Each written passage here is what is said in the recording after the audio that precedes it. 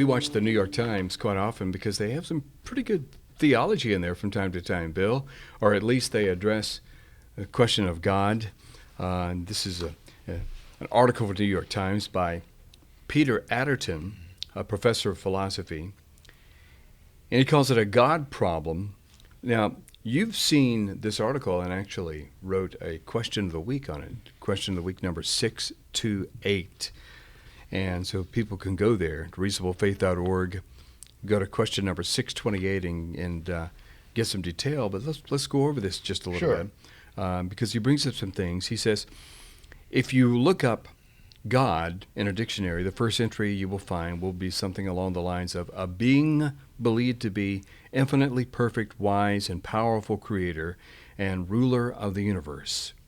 Certainly, if applied to non-Western context, the definition would be puzzling.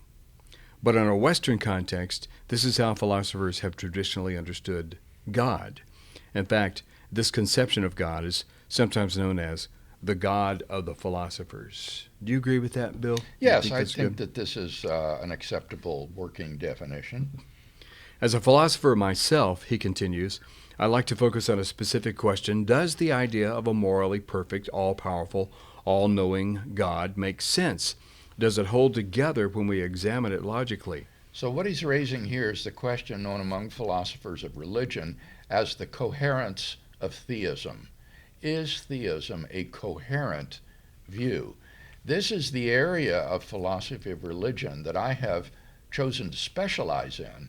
And so over the decades, I have written extensively on the coherence of theism, particularly challenges arising from divine omniscience, from divine eternity, and from divine aseity. Okay. He says, let's first consider the attribute of omnipotence. And he says, you've probably heard the paradox of the stone. Can God create a stone that cannot be lifted? If God can create such a stone, then he is not all-powerful, since he himself cannot lift it. On the other hand, if he cannot create a stone that cannot be lifted, then he is not all-powerful, since he cannot create the unliftable stone. Either way, God is not all-powerful. The way out of this dilemma is usually to argue, as St. Thomas Aquinas did, that God cannot do self-contradictory things. Thus, God cannot lift what is by definition unliftable, just as he cannot create a square circle or get divorced since he is not married. God can only do what is logically possible. So the idea here is the notion of a stone too heavy for God to lift is an incoherent idea. It really isn't a thing at all. It's just an incoherent combination of words, and therefore no inhibition upon divine omnipotence. And Bill, when I see this, I go, well, yeah, that's the way out of the dilemma. I mean, that's the answer right there. So Sure. I'm curious as to what he's going to say about this, and this is what he says, quoting, not all philosophers agree with Aquinas.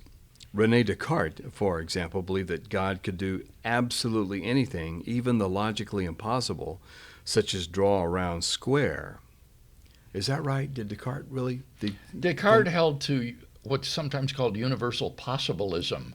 That is to say that God can decide what is possible and necessary and therefore can do anything. So for Descartes, it is a result of God's free choice that square circles are impossible. Mm-hmm. But Descartes is a very lonely voice in the history of Christian theology and philosophy, and thinking that God's omnipotence encompasses the logically incoherent.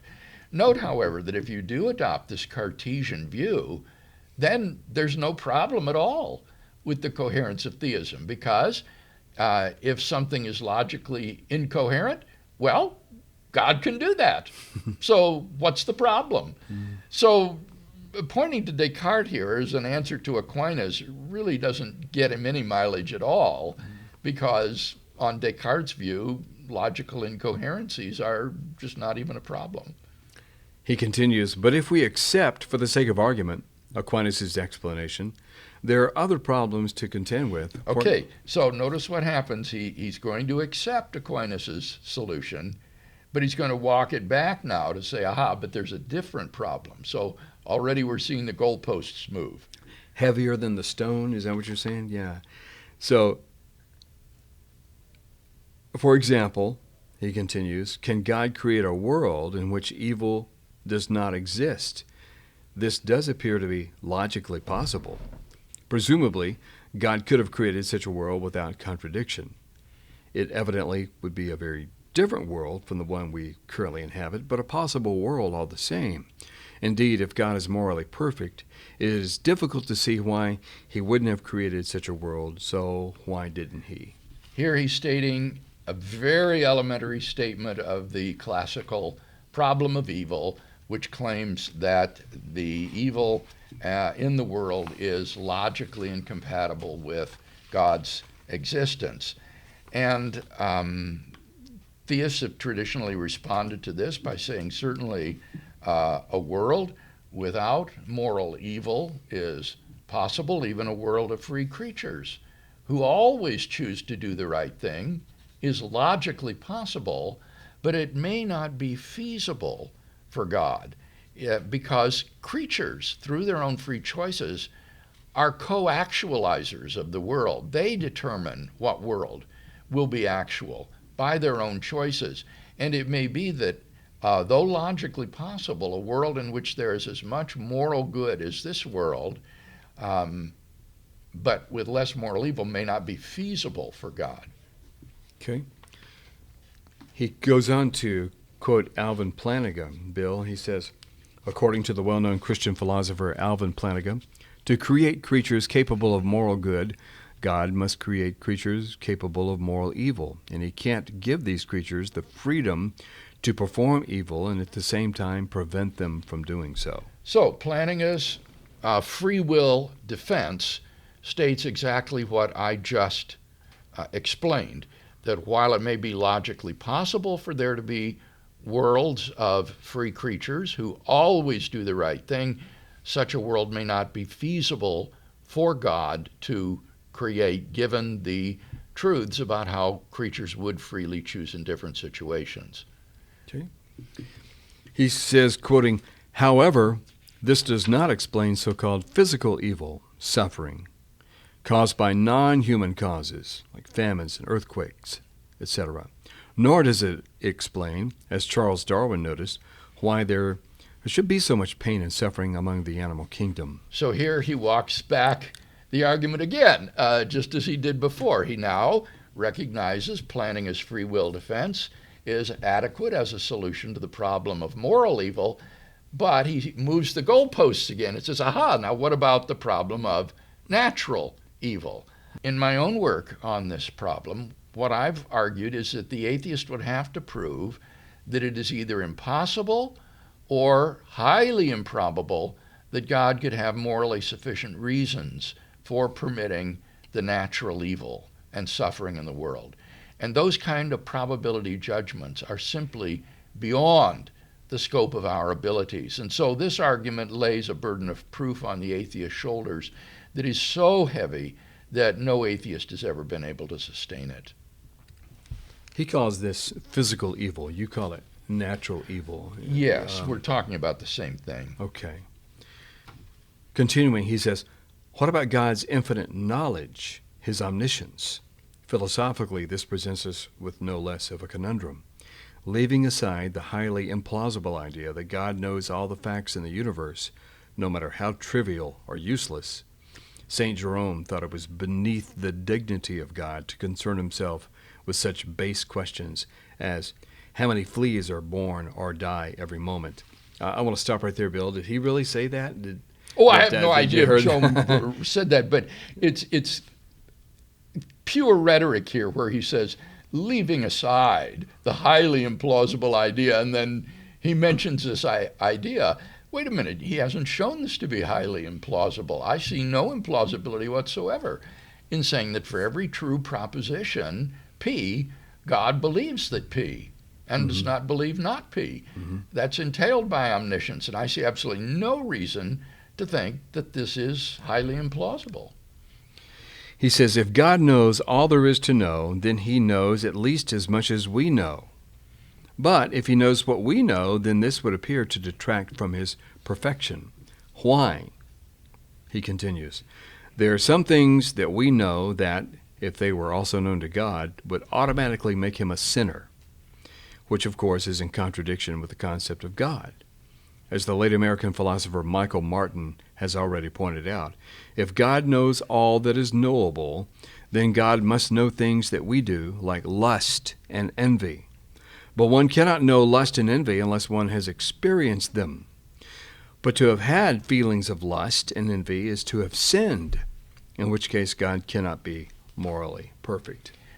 What Atherton fails to distinguish here is propositional knowledge from non-propositional knowledge.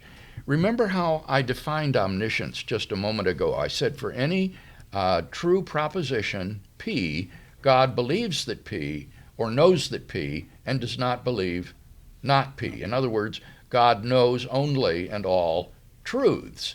That is the classical definition of omniscience. That does not entail that God has all non-propositional knowledge as well. This would be knowledge, for example, of one's personal identity. For example, Ronald Reagan knew that he was Ronald Reagan. He could say, I am Ronald Reagan. Napoleon knew that he was Napoleon. But Ronald Reagan did not possess the knowledge, I am Napoleon. He had the knowledge, I am Reagan. Now, when Reagan knows, I am Reagan, and we know he was Reagan, or Ronald Reagan was Ronald Reagan, we have the same propositional knowledge. Both of those express the same truth from different perspectives, one from a first-person perspective, one from a third-person perspective. But the propositional content is the same. And so what Atherton is talking about here is non-propositional knowledge. Knowledge how it feels to be lustful, how it feels to be envious, how it feels to be a sinner. And he's quite right in saying that God does not have that kind of non-propositional knowledge. Now, God has all propositional knowledge about lust and envy and so forth. For any truth about these things, God knows that truth. So for any statement that you might make, it is true that P, and you plug in P for whatever it is. It is true that P, you can say God knows that P. So God knows that lust is enticing. God knows that envy makes a person feel bad, and things of that sort, makes a person grasping and selfish.